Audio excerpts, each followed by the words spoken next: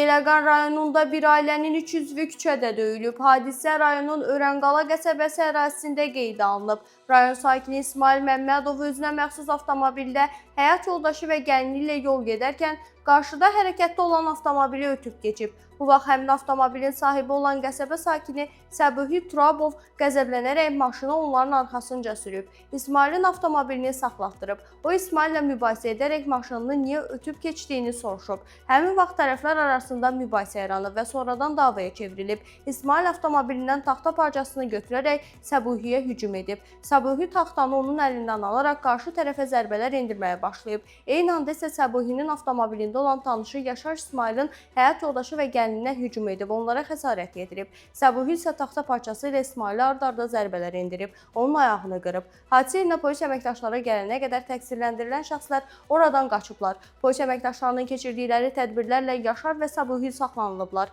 Faktla bağlı cinayət işi başlanılıb. Lənkəran Ağır Cinayətlər Məhkəməsində keçirilən prosesdə tərəflər arasında barışıq elan olunub. Zərər çəkmişlərə dəymiş ziyan ödənilib. Məhkəmənin hökmü ilə Səbuhi Turabov 7 il azadlıqdan məhrum edilsə də, onun cəzası şərti hesab olunub. Yaşara isə 3 il müddətinə azadlığın məhdudlaşdırılması cəzası verilib. Qeyd edək ki, ad və soyad şərtidir.